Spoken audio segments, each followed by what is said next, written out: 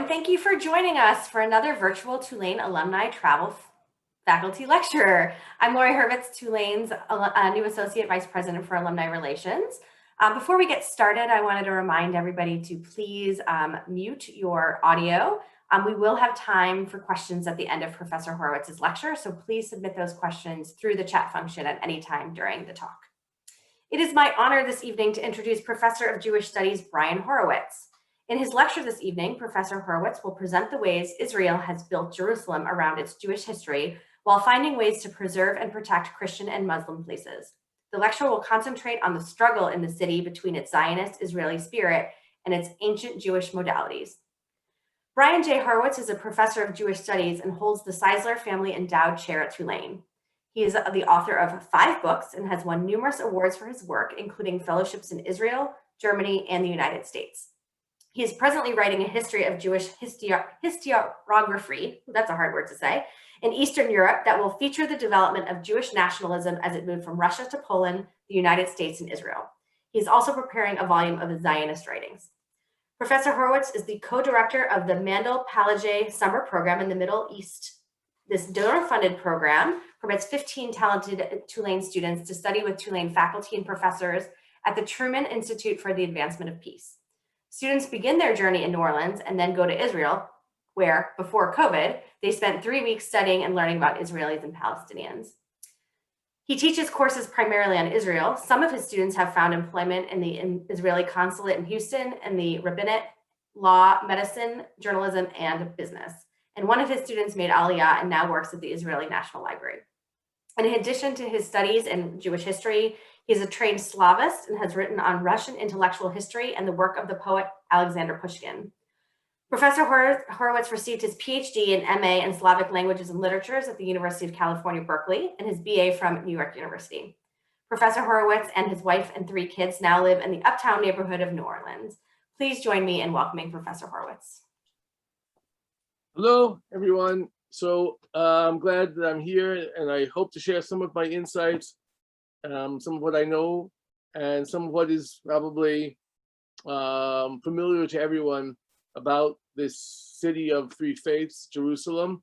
I'm going to start by giving you a bit of history about the place, then go through the Jewish sites, Christian sites, Muslim sites, and then jump ahead to contemporary Israel and its history.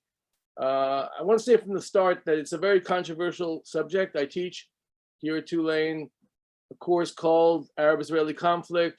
There's always a lot of consternation. Some of the students praise me by saying that I make everyone angry. I hope that's a good thing. I try to be fair to every side, and I'm sure after my talk is over, there'll be a chance to discuss that in greater length. So let's begin our today. So here's the iconic picture of Jerusalem with the Dome of the Rock in the center. The city, you can see the old city walls from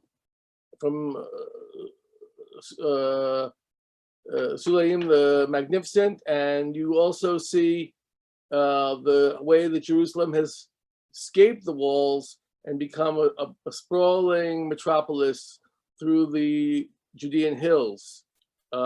Just a bit about the history. So the Jewish inhabitancy of Jerusalem started maybe 2,800 to 3,000 years BCE, and this area it's kind of interesting because it's not maybe what you'd think of as a perfect site for a city.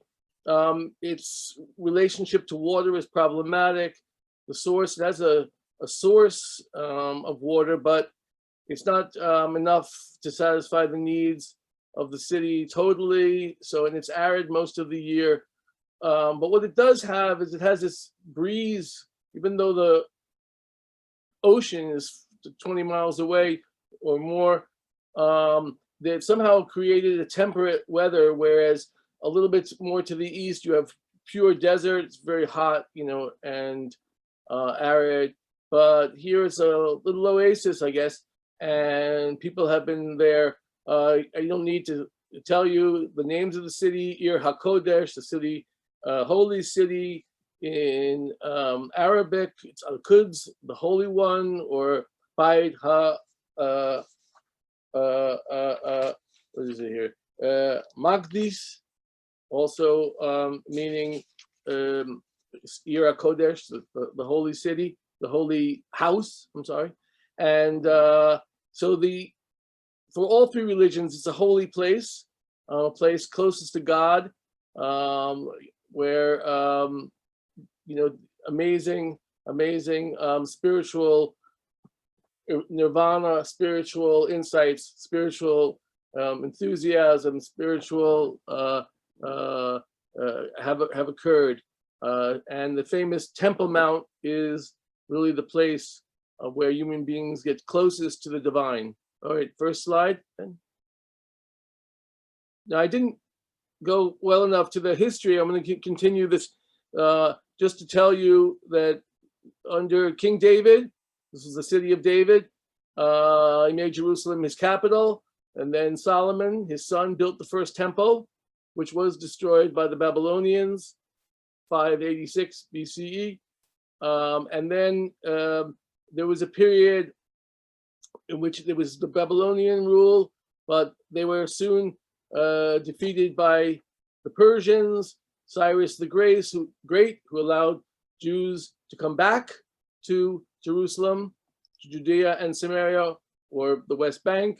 You may know there's many names for the various regions in today's Israel. And after the Persians left, there was a period of Greek influence, of Greek, especially culture and the Greek Empire. And this is the period of you may know from the Maccabees, Hanukkah, where there was a short period of Jewish taking of Jerusalem and kind of a sovereignty again, and then the Jews had to pay tribute. Then we're moving now in the history to the Roman period, and let me just tell you about the Roman period with Herod, who became the leader of this area. He was an Edomite originally, but became Romicized, and he was very much wanted to be popular among his population, to have a strong rule, and so he rebuilt the temple. But as you know, or you may know, on the one hand, he rebuilt the temple, so the second temple. He also created Caesarea and many Roman edifices, and an aqueduct, and all these Roman, typically Roman buildings and institutions. So this is what we know as the Kotel, the Western Wall, sometimes known as the Wailing Wall. In fact, this is a Christian term, the Wailing Wall. The Jews call it the Kotel. It is the only wall that's from the Second Temple period, and so the Jews pray to it. There are other walls in other sides of similar provenance, but they go to this one because it's closest to the Temple Mount, and the Temple Mount is where the site of the first and the second temples were located, which is now purportedly the site of the Dome of the Rock, as you can see, with its iconic gold plated roof. This part here, Jews were always allowed to pray there until between 1948 and 1967. During that period, when the city was divided and the Jordanians had control, the Jews were not allowed here. In fact, you probably can't tell because of this great plaza for prayer and for celebrations. I've seen military initiations that happened at the Western Wall. But what's so interesting about it is there were houses that would come up almost very close to the actual wall. There was a whole neighborhood here that was it was raised, and after 1967. Next slide.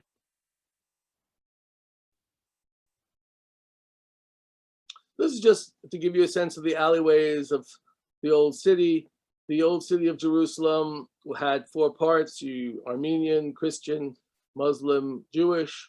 And just to give you a sense of, the stone buildings and the kind of crowds that are coming through all the time, the old city. Just as you can see, the young man with the yarmulke, about 30% of the city is now, in its population, is ultra-Orthodox. There's also about 20% of non-religious Jews, and 35% of Muslims. So it's a very mixed city, and that's part of its identity and its culture. Next slide, Ben.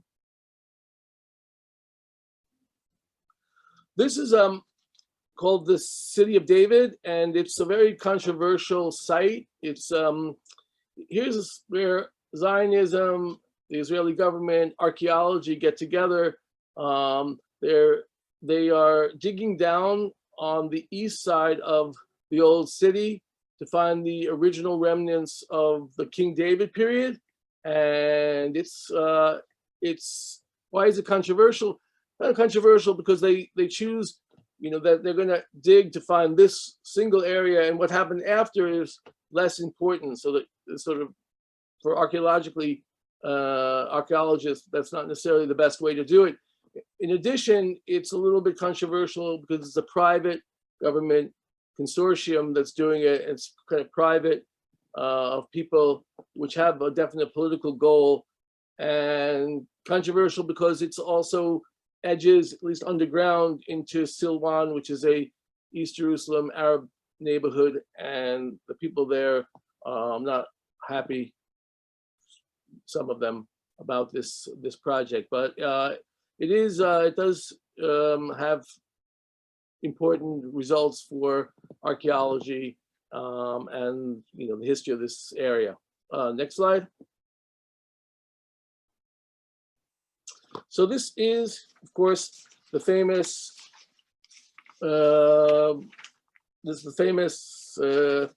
Mount of Olives. You have the view from the east, and I'm going to just I have to get organize my Mount of Olives.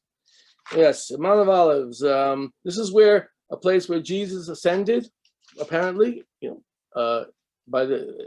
Jesus ascended after his death. But it's also a graveyard famously a Jewish graveyard. And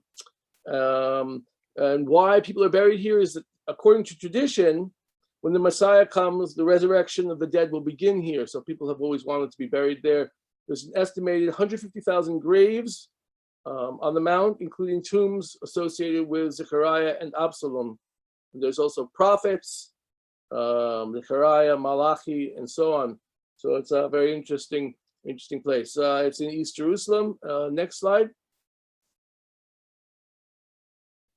This is the Via Dolorosa, the path of Jesus's crucifixion, with its 14 stations of the cross. And so it's really, when you're in Jerusalem, it's kind of fascinating to go on this Via Dolorosa and just imagine what it was like 2,000 years ago. There are often times people carrying huge crosses. In Imasio Dei, they are playing out, playing isn't the right word, but they're living out the same experiences that Jesus did in order to have a similar experience themselves. There are often in Jerusalem people who consider themselves prophets. I've met a few. It kind of attracts the kind of people. Next one. The Church of the Holy Sepulchre. Right, it's a famous, the most famous church. It was finished in 335. It has the two holiest sites for Christianity. This is the site where Jesus was crucified, known as Calvary, Golgotha, and Jesus' empty tomb from where he rose and was resurrected. The tomb is enclosed by a 19th century shrine. What's interesting about this place is that it has to be shared by various Christian faiths, which since 1757 they've managed to do that, but each one has a shrine within the building itself. And I just wanted to tell a personal story. So I go there when I go to Jerusalem, and on the Jesus' empty tomb, I saw these Russian pilgrims putting their phone down on it. And I was like, what? And then, you know, coming back in a few minutes, and I said, why did you do that? They said, well, you know, we want to get our recharging. So like, that was pretty astounding. They recharged their phone on the tomb. They recharged their spiritual being from the tomb, and people do kiss it and kneel next to it and weep, and it's amazing. It's an amazing place. Okay, next. So here we are at the Dome of the Rock, and I just, you know, it's impossible, even though this picture covers some of it, it's impossible not to be hugely impressed by the tile work. Apparently there's 5 different architectural styles in it: Islamic, Byzantine, Ottoman, Abbasid, Umayyad. So it's incredible. You know, it's an incredible building, and it's a shrine. Opened 691, 692. There was a new dome in 10, 22, 23, and then this gold-plated dome, 1959 to 61. The Jordanians put it there. It was built under the Umayyad Caliph Abd al-Malik, and here Muhammad ascended into heaven from this place. The Temple Mount itself, the larger ground where the mosques, Al-Aqsa Mosque and the Dome of the Rock are, is called the Haram ha-Sharif, the Noble Sanctuary, and it's run by the Muslim Waqf, the religious trust. So let's move on. Here's the Al-Aqsa Mosque, very, very famous because it's the place where Muhammad had his night flight from Mecca to Al-Aqsa, and he came to Jerusalem, and Jerusalem apparently is written right in the beginning of the Quran. It's the 3rd holiest place in Islam, and here you can see the prayers at night.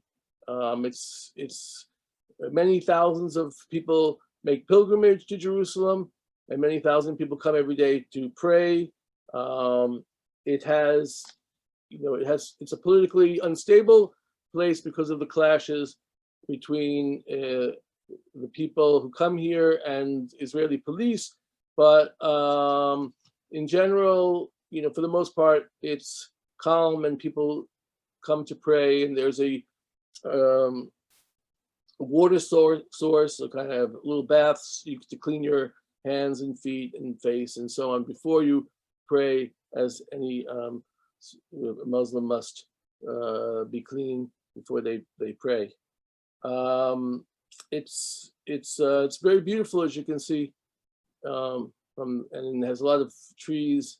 So we'll go on again. The next slide. So now we're already at the, I didn't give you a little bit of history of the modern period. So after the Ottomans in the 16th century came and they ruled the country for many centuries, after World War I, Britain gained control. Allenby's forces came from Egypt and were able to take over Palestine and make the Mandate over Palestine so famous. And in 1925, under British rule, they allowed the Zionists, to whom they had made a promise in the Balfour Declaration of November 1917, they allowed them to build a university, or at least consecrate a university in 1925. And this is the university, and incidentally, my brother teaches this at the Hebrew University in Jerusalem. It's on Mount Scopus, and it's the heights there. You can look east to the desert, the Judean hills, and west to the other parts of the city. It's a kind of beautiful part of near the Mount of Olives. Next. So here's the Knesset. So when Jerusalem was split in divided city after 48, the new Israeli government built most of its institutions on the west side of the city. And so the National Library and the Knesset, the Federal Reserve, and the Supreme Court are all in the west. And so in Givat Ram, and so is this building. But I wanted to show you what it looks like from inside it. There's a portrait of Herzl on it. This is where in 1979, Anwar el-Sadat gave his famous speech. He came to Israel and spoke. Netanyahu, who's been the longest standing prime minister, he sits there. And in general, it's a famous place. It's not the place, however, that in 1952, Menachem Begin made a plea against accepting German reparation money from the Holocaust. That was on King George Street, and now they're making, and that's the only time the Knesset's, all of its windows were smashed. But that's a different story for another day. But in general, this is a newer building, but you have the 120 seats, and you interestingly, when you enter this building, and I should also parenthetically tell you, there's a beautiful Chagall mosaic, or window painted windows in another part of the building. But when you enter, it tells you automatically how many of the Knesset members have actually entered the building and are in the building. So if you're, if you wanted to do your teaching from remotely, you can't do that in the Knesset. People will know you're never showing up because they can see who's there and who isn't there. So anyway, you see this building. Next slide. This is just for me. This is the place I spend most of my time at the National Library. All the books were located at the Hebrew University, but it got to be too many books, and they moved them here to this house. And then, unfortunately, I think because it's kind of fallen apart, there's a new building that's been paid, that has allocation, and that's going to be nearby with a real national library, à la Bibliothèque Nationale in Paris, with a real. It's a good place. The coffee is pretty terrible, but it's a monopoly, and all the scholars have no other place to eat, so it does fine. You see this little pond here before your eyes, and it's been a lot of fun to work there. Next slide. So this is called the Shuk, and if you've been to Israel, Machne Yehuda, the Machne Yehuda market, there's about 250 sellers here, and as you may know, the best time to come is anytime because the prices are cheaper than anywhere else, but especially Friday morning before Shabbat, the sellers and the buyers know that all the produce will go bad over the Shabbat time, and so the prices start going down around 12 o'clock on Friday. Recently, it's turned into a kind of a nightclub type atmosphere with bars open and music in the evenings. I can't say it's very cheap, but incidentally, I have a brother whose daughter is engaged to a guy who works at one of these bars, and he seems to be doing okay, so everyone's happy. It's very crowded often, and there's a lot of people asking for tzedakah, for charity. So, and there's a lot of restaurants all around the Shuk now. It's a really a big central part of the city. It's on a, there's a stop on the tram line, and everyone, it's kind of gets really crowded because the people get on the tram with huge carts full of food to feed their families, and it can be trying to try to get in and out of the doors. Next slide. Yaffa Road, the most famous iconic center of the city. It's a very livable city, although there are 850,000 people living within its confines. It has some of the urban problems of typical ancient cities. It is smog and too many cars. It was especially bad when they were building the light rail system, the tracks which you see. For many years, the buses couldn't get through, and it was a mess. But now things are much better. It's a pedestrian-friendly road with the light rail running through it. There's ground floor cafes and shawarma places, and on the top floors there are, apartments for people still living in the center of the city. So, and you see they try to keep the trees going, and it's a good place. All right, next. So there's just to give you a sense of the light rail.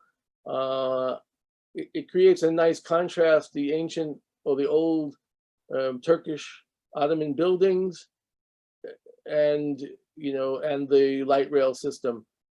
This modern, French trains with its glass. I would just, to be realistic, the glass is plexiglass. It does not break when you throw stones at it, but so it's pretty hold up. I would say, we could have an argument about DC, Washington DC's system. This system did not make any apologies or did not try to avoid areas of the Arab inhabitants. It just goes through many different neighborhoods, and there's been a couple of films now about the multicultural world of that train. Inside that train, there's Arabic, there's every language that's spoken, but the announcements are made in 3 languages, in English, Arabic, and Hebrew, but the people are forced together. And it can be tense if there was a pigua, an incident of violence, and then people are tense inside the train.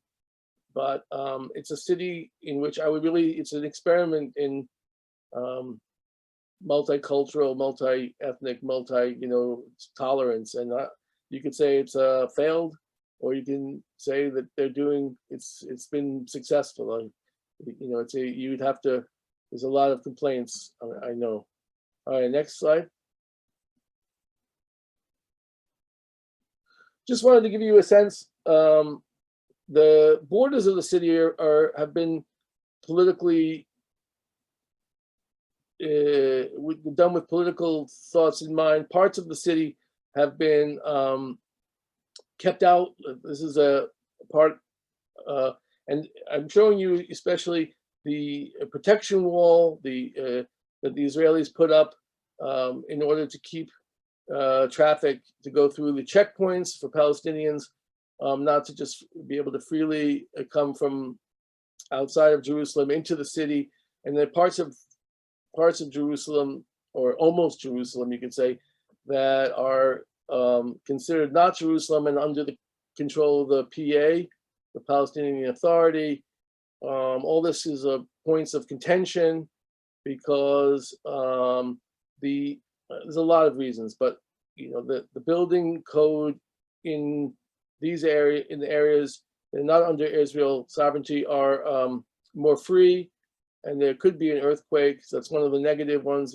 One of the anger issues is that if people need to get to a hospital, the closest hospital may be an Israeli hospital, but yet Israeli ambulances cannot get through the checkpoints for a variety of reasons, and it can take an hour, or more to get through a checkpoint while the person needs immediate medical help. So, but and there are people and the UN member states who absolutely detest the barrier wall and do not like it. The other aspect of the wall is that when the Israelis made it with the goal of stopping terrorism, at times they pushed the borders further into Palestinian land, or land that the Palestinians hoped to have for their own state, and that caused anger and consternation. And at times they made pleas to the Bagats, the Supreme Court, and the fence was pulled back, but at times it was not pulled back. So this is where you see, a city in conflict, a region in conflict right there before your very eyes. Next slide. This is closer to Bethlehem, South Jerusalem. I just wanted to show you from the Palestinian side of the fence. Not so, it's not, if you want to say, unspeckled. It's here. There's graffiti and there's statements about political hopes for independence and for the struggle and so on. So it's you can see what the other side looks like. Next slide. Oh, that was it? Okay. That's it. That was so interesting. Thank you for sharing that with us and the beautiful photography. We really appreciated it. We are happy to take questions, or if you have anything you want to add, Professor Horowitz. I just want to say some of those pictures, about half of them were taken by our students. That's all. Oh, excellent. That's nice to know. All right, well, we have a question. What archaeological or non-biblical textual evidence exists for Solomon's Temple of Kingdom? For Solomon, we have the Western Wall, right there. That's the receding wall of the Temple Mount. But I'm not an architect, but I believe there's the text itself from the Bible, and there's the descriptions of the destruction of the temple, but so I think a lot of it is written evidence. But I'm sure if I was a true ancient scholar, I would know all the different places. But yeah, they're going down deep into there and finding columns and stones from that period. I should know more because my brother is actually an archaeologist, but he studies Babylonia, the Jewish inhabitants who live in present-day Iraq. But that was 2,500 years ago. Excellent. Sorry, 4,500 years ago, and so on. So very good. That question needs to be answered more fully later. Go on. Well, we're waiting for some other questions to come through. I see some people typing at this point, but if anybody has any questions they'd like to put in the chat for Professor Horowitz, that would be great. I'm interested in hearing more about, how you think some things have changed over this time period. I mean, clearly there's been a lot of change in Israel, and there's a lot of controversy now between the different religious groups. How have you seen that impact the work that you do? Yeah, I didn't mention last time, but I forgot to mention it here. There's supposed to be a real effort on the part of the city government, and I've heard it many times promised, for more investment in the Palestinians, East Jerusalem. Why? Because if Israel is going to make claims for a united city, they have to make sure that all parts of the city have equal infrastructure and are equally funded and have equal opportunity for school and so on. What's interesting is the position of the Palestinians, because they were offered after 1967 citizenship, but the vast majority, more than 80%, decided that they did not want Israeli citizenship. Status is very incongruous and unique. They live in Israel, but they can vote in municipal elections, but they can't vote in federal elections since they're not citizens, and yet they live there and they pay taxes. So it's a statement, a political statement, that they're saying that they are not happy with their position. But at the same time, for Israel, and this is something that's not everyone knows about. They have to be able to prove that they are permanently living in Israel and in Jerusalem, or they can lose their actual permanent residency. And so, whereas in some other places people avoid taxes, I know I tried. People avoid taxes, but here the people in East Jerusalem, Palestinians in large part, pay the taxes right on time, because that is the major proof that you are a permanent resident and that you're keeping up your residency, have nowhere else but Jerusalem, which is a very, very central and important part. I mentioned last time that Palestinians have growing families and would like to build, and this is a problem. They often stymie because it's so crowded to buy. And some people say Israel doesn't want us to build, or it can be shown that it would be dangerous on some of these like less stable structures to build up. But people build illegally, and they get very angry when Israel then tears them down, which they do regularly. So there's a lot of things that could be changed.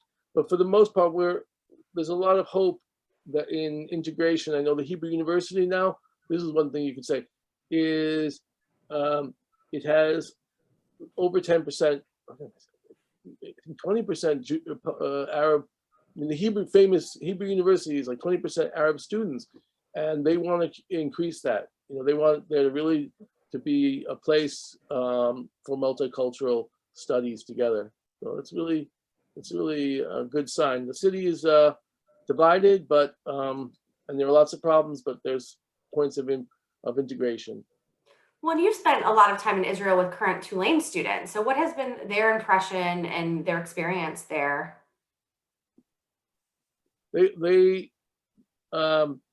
a difference, there's a spectrum. Some of them seek the hot spots of restaurants and the good life on Yaffa Road and the Machne Yehuda. Others become interested very much in this integration and tolerance fora and work for organizations. Well, a lot of our students actually go back and then work for peace organizations. We study a lot of these organizations. We watch how they work together. They tend to have a leadership structure with the Palestinians and Israelis sharing together and try to show that it's possible. There's a lot of discussion groups, especially victims of terror groups from both sides. They meet and they have one-on-one or group therapy together, and our students are very interested in being a part of that as well. Great. So I think we have a lot of people who would like to visit Israel in the coming years when things clear up. If someone were to visit Jerusalem for the first time, where would you suggest they go?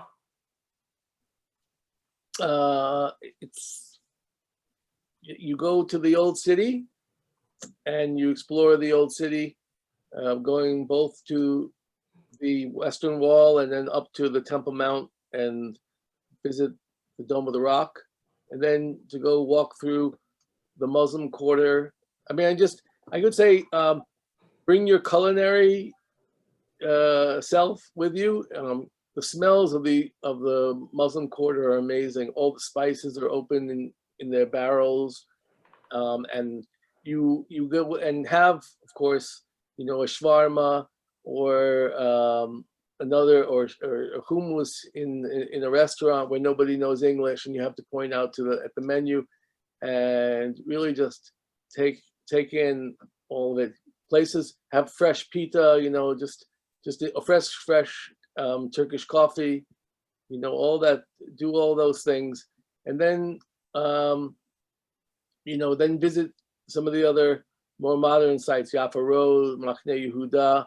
I used to be afraid of going to East Jerusalem, but I have started going much more, and then I discovered it's not really dangerous. So I go. I also think it's good just to go and to watch how people live, and to go to a park and watch how mothers with their children and fathers and their sons and daughters playing together.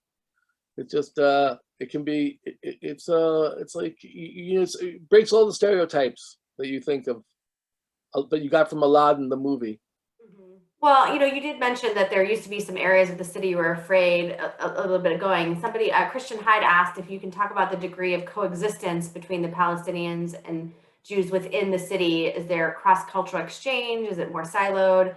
And what areas of life in particular do you see more interaction? I'm a little astounded because Christian Hyde was on the program. He's a student. Oh, maybe he's looking for a modern update. But no, but he knows more about it than I do, I think. Oh. So he just probably wants to hear what I'm going to say. He might be laughing right now. But in general, whatever I said, Christian would be able to answer back a different version. But I think it's definitely siloed in some ways. But there are spaces, and more often there are spaces where for coexistence. The university is one. And not just, it's great that Palestinians from down the road come and work at the university. Although that, can provide employment and good employment for people. But more importantly is the intellectuals who come, and the Truman Institute is a place in the university. But as well, there are, as things improve, there's a lot of Israelis are very eager to learn about Palestinian cultural life, right? And to invite them to come to their theater and to put on performances and so on. And the many Palestinians who live there, but for the most part, it hasn't reached it hasn't reached the daily. Okay, that's not true. People work together, so it's day to day, but the socializing itself hasn't reached a big point because it's people don't really know what to think of each other. There's a lot of, when there's violence, you might be friends with someone 10 years and then there's some violence and you get into an argument about it and you stop talking to the other person. It takes enormous amounts of tolerance and realization that we're here in this together. And unfortunately, it's often people who've already experienced violence who are actually the spearhead of that. They're like, we have to get over this because I lost my son or I lost my daughter, and we need to find a different way. But it's, having said that, there's a lot of, if you need a job done, there's, before the Intifada #2, there was many Jews went to Jericho and to the West Bank to get their cars fixed and to do this and that. It was a little cheaper and so on. So that's come back to a degree, but also not. So it's things are a bit stuck still. We see a lot of information in the news about between the Jews and the Palestinians, but we've had a couple questions come in about the Armenian community. Do you have any thoughts on sort of their status in the city and in the region? I believe they came in the 19th century. It was a diaspora community and was of large enough numbers that they had a whole part of the old city. But for the most part, and they have their center of their Armenian church there. But I believe that it's mostly symbolic at this point now. But famous for the earliest Christianity, that exists. Some of the earliest parts of peoples of the Christian faith come from Armenia. It was adopted very early.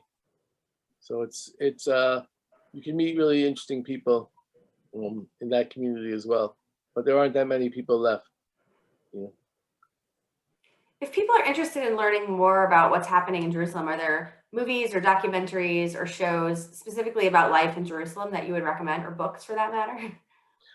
I think I bought about 500 movies for our library, but they were DVDs, and now it turns out DVDs are like if you ask people to get a DVD, they won't have a DVD player. But in any case, there are, you know, Amazon.com, there are shows about Jerusalem, and Netflix. At least the name somehow, which I'm very familiar with, escape me all the time. Always when you're on the hot seat, right? Shtisel. There it is. That's a great one on Netflix. They have the first 2 seasons about a Haredi father and son who live in Jerusalem, and he's looking to get married, and it's all about their lives together. There's another one on Amazon of 3 seasons of a young Orthodox 20-somethings or 30-somethings who are trying to find a life between extreme orthodoxy and secular life, and it's Stiesel, Stiesel. You'll fall in love with this. I'll write it after. And so there are actually many movies about Jerusalem. I use this couple of sites called Go To Films. They have a film called Between Worlds that I liked very much, about a person, a Haredi background, who falls in love with a Palestinian woman, and his parents have all these, of course, problems with her, but I won't spoiler alert, how it ends up. But there's also many stories about how Jerusalem has changed, because everyone thinks, oh, it's always been extremely religious. No, in fact, Israel became much more Haredi in the last 20 years, with young people turning into a more radical kind of religious observance. And so that's changed neighborhoods where people were orthodox, but they could break this rule, that rule, and then they find their new neighbors are really hostile to them and want them to leave because they're heathens. You know, there's a lot of conflict within the Jewish community itself over religious practice and observance. And it's I don't know if it's a danger, if you will, but it's something to really consider, because everyone's a Palestinian-Israeli conflict. No, Israeli-Israeli conflict. It's a very divided society on many grounds. The Haredi have a great political power. So I saw something that, would make any American Reformed Jew sad, which is, a woman scientist wins an award, and one of the judges won't shake her hand because he's Haredi. It's like, well, you think, I mean, that makes sense in a way. Orthodox men don't shake hands with women, but on the other hand, it's not the way we live in here in our diaspora paradise. That's a really interesting transition. What do you see as some of the trends that might emerge in Israel in the future, knowing that, being so familiar with the history?